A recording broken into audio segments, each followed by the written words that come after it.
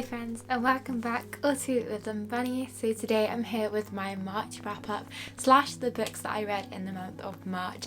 So let's begin with stats. So I read 8 books and that's equivalent to 2,935 pages. Then in terms of format, I read 2 physically and 6 via audio. Then to split it up into genres, I read 1 contemporary, 1 sci-fi, 1 YA fantasy, 1 romance, 2 fantasy and 2 horrors. Then stat wise, I read 1 5 stars, 3 3.5 stars and 4 4 stars.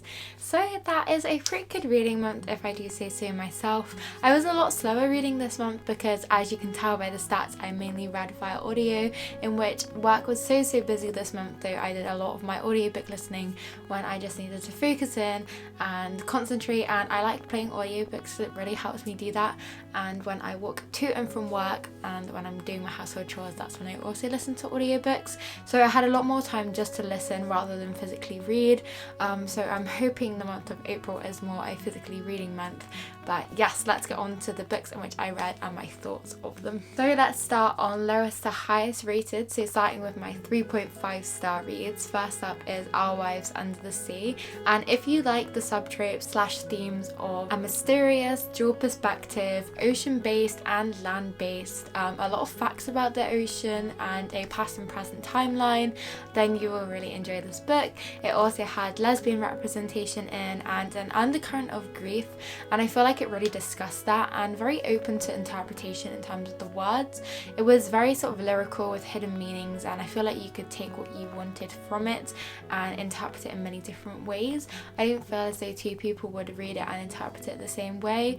But yeah, I really enjoyed this one, and if any of those themes sound interesting to you, then this is the book to pick up. Next up, we had Her Body and Other Parties. So this includes themes of horror. It was short stories with open endings. It had magical realism in there and sexuality, and quite a lot of the time I just didn't really understand what the short stories were trying to get at. They lost me along the way. I don't know if this was because I was listening to it via audio, so I wasn't quite as immersed in the stories as I would be, and I kind of didn't really understand when it had switched stories. So my head and mindset was kind of in the space of the previous one when in fact we had switched stories. So I think that is almost the fault of me doing it via audiobook instead of reading it physically. But I feel as though that it would have been better if there was more clear cut in between the stories. I feel like because all the stories were very open-ended, it didn't really have that clarity, so it kind of just flowed. But it was very disconjointed because none of the themes matched up. But they did have the same undercurrent theme within them. So yeah, it was kind of just a bit of a mess in my head, if I'm being honest, and I just didn't really enjoy that one this much. But if those themes sound interesting to you, then perhaps pick it up physically if you can. I feel as though that would be a better read doing it that way. My final 3.5 star read was The Seep, in which was very interesting. Again, I listened to it via audio. It has themes of aliens and what it means to be human, that undercurrent of grief again, and learning to adapt to a new world and a new situation, carrying on even though you have the grief inside of you, and learning what feels right to you and doing the right thing if everybody else isn't. Also had immortality and then a bit of magical realism mixed in there, and I definitely highly recommend this one if you're interested in a magical realism kind of almost philosophy look on life. Then I recommend this one to you. Next are my 4-star read. Last one is The Nature of Witches. I love Richard Griffith's other book. I think it's called Wild is the Witch. I really enjoy her writing so very much. It's so fast paced, it's so much fun. This book included magic but intertwining with the weather and nature and elements. It also had that incorporation of normal society with witches, and which I really enjoyed, as it felt less fantasy heavy and more just incorporated in every day-to-day life. And it felt like when I was going out on the streets I could just see magical witches surrounding me, in which was a lot of fun. It also had a bit of romance in there, a discussion around friendship, and I really really enjoyed this one, so I recommend if you liked any of those themes then to pick this one up. My next 4-star read was God Killer, in which again I listened to via audiobook, but it kind of left me half and half. I was going to rate it 5 stars, but I was held back a bit. So the first bit of this book is quite slow paced.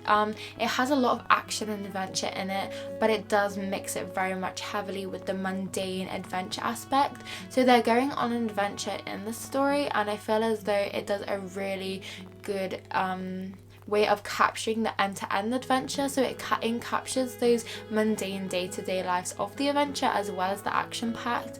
And for me, I really did enjoy that aspect, although it was a very slow, slodgy moving pace at the beginning of it, and I know a few people didn't like it because of that. But once the action picked up, you really got to know the characters, you were just plummeted into this world, and I absolutely adored it. It ended on a cliffhanger, and I cannot wait to get my hands on the second book.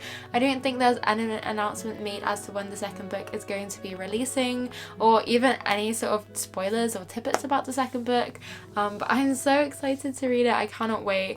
I have been thinking about this book ever since I put it down, and I definitely recommend. It has unlikely friendships, romance, general fun and powerful beings, all of these gods with all of these different powers, and just a whole different array, a cast of characters, in which is really fun to get immersed in that world, and I highly recommend this one. It was quite a short one as well, and it just absolutely flew by once you got through that little slodgy bit to begin with. The next 4-star read was Threadneedle, in which this was almost just your typical YA fantasy, but I really did enjoy it. There was a little plot twist at the end, which I thought was very well done. It has family, secrets, lies, magic intertwined, finding your true love and what that means, high school drama, and every day-to-day sort of growing up, and we're also most experiencing the world of magic with our protagonist, and which was really fun to explore. This is a bit of a longer one, but again I listened to it via audio, so I did quite enjoy it because I just kind of got into the rhythm of it and it flowed. But yeah, if you're looking for a good fantasy in which it just feels very comforting but then has a little bit of a plot twist at the end, then I recommend this one. Then the final 4-star read in which I want to talk to you about today was A Witch's Fate Guide to Dating a Demon, and this one was absolutely hilarious. It had me giggling so much. It has enemies to lovers in it in the best possible way, because you know that they truly do have good feelings and good intentions of one another, but then it's sort of built on foundations of these secrets and keeping their cards close to their chest, and it has these kind of paranormal creatures in, like witches, pixies, demons, but it's in the mortal world and the mundane world, and our protagonist does magic with nature and with plants, and it was just so much fun, so cozy, so lighthearted, so adorable.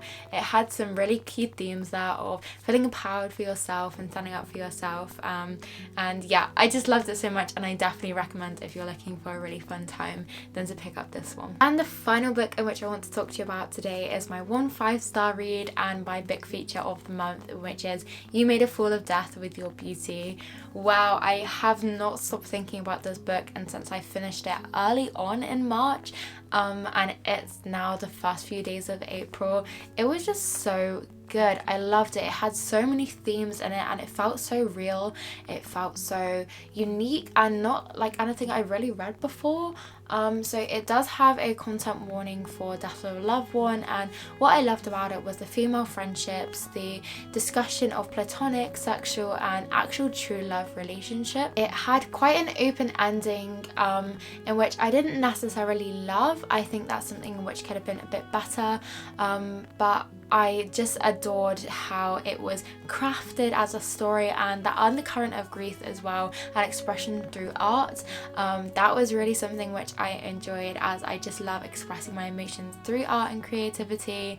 And yeah, this one was so powerful in all of the right ways, but such a fun, like almost light-hearted romance as well. So it was kind of these two parallels in which I felt so kind of it almost dealt with it in the best way, because it had this fun, light-hearted element to it, but also this undercurrent of rawness and realness and emotion, and it was so much fun. And the only other thing I'd improve about it was just having it longer, having bonus content, because I enjoyed it so much. So friends, those are all of the books I have to discuss with you today. I hope you enjoyed. I hope you got some recommendations from this. I'd love to know what your favourite book you read in March, or your favourite books, or any recommendations you may have for me. Thank you ever so much for watching, and I hope wherever you are, whatever you're doing, you have a wonderful day or night. And until next time, friends, bye!